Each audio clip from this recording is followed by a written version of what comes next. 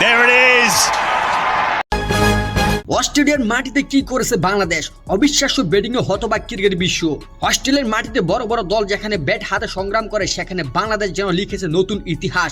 বিশ্ব ক্রিকেটের অন্যতম শক্তিশালী অস্ট্রেলিয়াকে দ্বিতীয় দিনে চাপে ফেলে দিয়েছে টাইগাররা। বাংলাদেশের ইনিংসের শুরু থেকে ছিল আত্মবিশ্বাসী ব্যাটিং। ওপেনার সাদমান ইসলাম 20 রান করে ফিরল। এরপর ম্যাচের নিয়ন্ত্রণ পুরোপুরি নিজেদের হাতে নিয়ে নেন তানজিদ হাসান তামিম।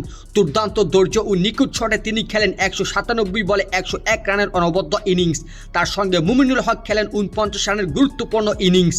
অধিনায়ক নাজমুল হোসেন শান্ত 84 রান এবং মুশফিকুর রহিম 36 রান নিয়ে ক্রিজে থেকে দলকে এগিয়ে নিয়ে যাচ্ছিলেন, কিন্তু তারা দুজনে আউট হয়ে পেভিলিয়নে ফিরে যান। বর্তমানে ক্রিজে আছেন হাসান মাহমুদ ও মেহেদী হাসান মিরাজ। 110 ওভার শেষে বাংলাদেশের সংগ্রহ দ্বারা 351 রান 6 উইকেটে। সবচেয়ে অবাক করার বিষয়, অস্ট্রেলিয়ার অধিনায়ক একের পর এক বোলার পরিবর্তন করতে বাধ্য হন। স্ট্রাইক কামিন্স, হ্যাজলহুডের মতো বিশ্বসেরা পেসাররা উইকেট তুলতে ব্যর্থ হওয়ায় ক্যামরন গ্রিন, বিউ স্টার সহ মোট 8 জন বোলার ব্যবহার করতে হয়েছে। অথচ বাংলাদেশের ব্যাটাররা ছিলেন একেবারে নির্বার। যদি বাংলাদেশ প্রথম ইনিংসে 200 থেকে 380 রানের লিড নিতে পারে, তাহলে এই টেস্ট অস্ট্রেলিয়ার জন্য ঘুরে দাঁড়ানো অত্যন্ত কঠিন হয়ে পড়বে।